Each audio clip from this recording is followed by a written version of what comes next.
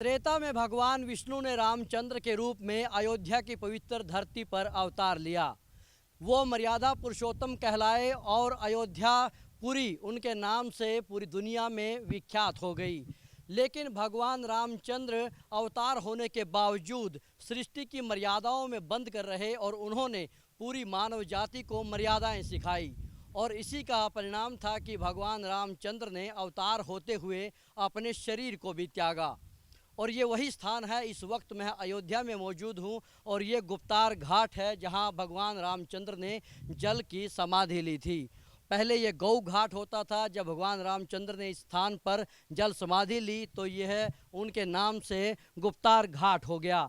और आप देखेंगे कि ये सरयू नदी का वो तट है जहाँ सरयू का प्रवाह स्थल है, एकमात्र ऐसा स्थल माना जाता है जहाँ सरयू दक्षिण से उत्तर की ओर बहती है। यानी कि एक ऐसा स्थान जहाँ पर धारा के विपरीत यहाँ सरयू बहती है। और इसी स्थान को माना जाता है कि भगवान रामचंद्र ने यहाँ पर जल समाधि ली थी। ये गुप्तार घाट है। और आखिरी के दिनों में भगवान रामचंद्र अपने भ्राता लक्ष्मण, शत्रुघ्न और भरत के साथ इसी स्थान पर आए थे और इसी गुप्तार घाट पर सरयू में उन्होंने जल समाधि ली। और ये सरयू भगवान रामचंद्र के बहुत से क्रियाकलापों की साक्षी रही है। लेकिन अंतिम समय में उन्होंने इसी स्थान पर अपने प्राण दिए और जल समाधि में वो लीन हो गए। अयोध्या से जुड़े दार्शनिक आशुतोष अनिकेत हमारे साथ मौजूद हैं, उनसे जान लेते हैं भगवान रामचंद्र की जल समाधि से स्थान का क्या जुड़ाव है। अभी आप देखेंगे कि हमारे पास में दो प्रमाण हैं।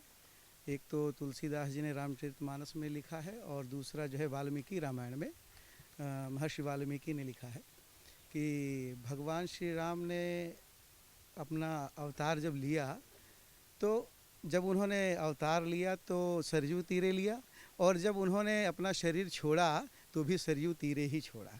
ये प्रायः नियम यह है कि पहाड़ों से सभी नदियाँ निकलती हैं और प्रायः पहाड़ उत्तर की तरफ हैं, तो सभी नदियाँ जो है उत्तर से दक्षिण की तरफ प्रवाहित होती हैं। आप जिस सरयू को देख रहे हैं इसका प्रवाह अधिकांश पश्चिम से पूर्व की तरफ है, लेकिन यह इतना हिस्सा तुलसीदास जी ने रामचरितमानस में लिखा है कि अवधपुरी मम पुरी सुहावनी उत्तर दिश सरयू बह पावनी।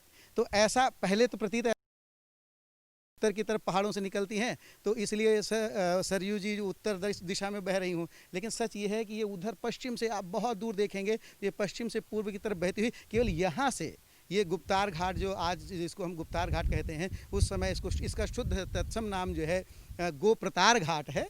संस्कृत में इसका हम लोग जब उच्चारण करते हैं तो ये यहाँ से लेकर के और करीब 8 किलोमीटर तक की ये दूरी, डायरेक्ट दूरी जो है ये सीधे सरयू माता उत्तर दिशा की तरफ दक्षिण से यहाँ पर दक्षिणाभिमुख हुई है, दक्षिण से चल करके वह उत्तराभिमुख होती हुई 8 किलोमीटर तक जाती हैं। तो जब प्रभु को लीला संवरण करना था तो आप लोग इतिहास के अगर आख्यानों को आप देख रहे होंगे तो लक्ष्मण जी को किन्हीं कारणों से पहले शरीर छोड़ना पड़ा। अंतिम समय में प्रभु श्री राम को जब अपना स्वधाम गमन करना था तो वो जो प्रकट हुए थे शरीर के साथ में, उसको जब अप्रकट करना था तो उन्होंने क्या किया कि इस क्षेत्र को चुना, दक्षिण की तरफ। उत्तर अपनी नगरी से वो दक्षिण की तरफ आए और यहाँ पर जो है उन्होंने सरयू जी में प्रवेश करके अपने शरीर को अव्यक्त कर दिया। वो जो व्यक्त चेतना थी, ब्रह्म की जो प्रकट शरीर था, उसको उन्होंने इसमें विलीन कर दिया। और आज ये है तब से ये सरयू जी प्रवाहित उसी तरह से प्रवाहित होती है और इस बात की साक्षी देती रहती हैं कि हाँ, मेरे ही किनारे जो है प्रभु श्री राम ने अवतार लिया और मुझ में ही वो खेले पले बढ़े और फिर अंत में मुझ में ही विलीन होकर के स्वधाम की तरफ चले गए। रामायण की अध्ययन करने वाली पूजा सिंह हमारे साथ मौजूद हैं जो कि अयोध्या वासी हैं। इसके विषय में यदि पौराणिक और जो आख्यान हैं उनके लिहाज से देखा जाए तो किस तरह से ये स्थान भगवान रामचंद्र के अंतिम जो गमन था उसको लेकर के महत्व रखता है? देखिए, ये बहुत ही ऐतिहासिक स्थान है और इसमें आप ये जैसे इसका नाम गोप्रतार अभी उन्होंने बताया कि ये गोप्रतार था, पहले गायों से संबंधित था। तो उसी से आप अगर जोड़ना चाहें तो आप नदी के उस तरफ जो एरिया देख रहे हैं उधर उसको गोंडा कहा जाता है, जो कि पुराने आख्यानों में उसका जो संस्कृत नाम था वो गौनार्द था।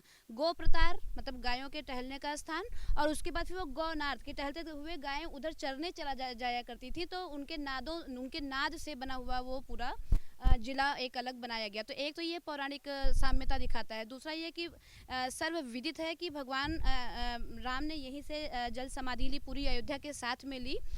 उसका जो प्रमाण है वो ये है कि आप वैसे भी हम लोग की नगरीय संस्कृति में जानते हैं कि कोई भी नगर जो नदी के किनारे होता है, अक्सर उस नगर का उत्तर या पूरब का जो हिस्सा होता है वो पूरी तरह से प्रतिष्ठित और स्थापित होता है, नगरी मानी जाती है। और उसी नगरी का जो दक्षिण हिस्सा होता है वो अंतिम संस्कार जैसे कार्यों के लिए प्रयुक्त किया जाता है। तो इसी मान्यता को ध्यान में रखते हुए भगवान ने पूरी अयोध्या का ये दक्षिणी सिरा, ये अयोध्या के दक्षिण और दक्षिण आप जा रहे हैं और उधर आप पश्चिम चले जाएंगे, तो इसलिए भी इसका एक पौराणिक रिलेशनशिप आप स्थापित कर सकते हैं कि ये अयोध्या का एक दक्षिणी हिस्सा है और भगवान राम ने यहाँ पर जल समाधि सबके साथ में ली।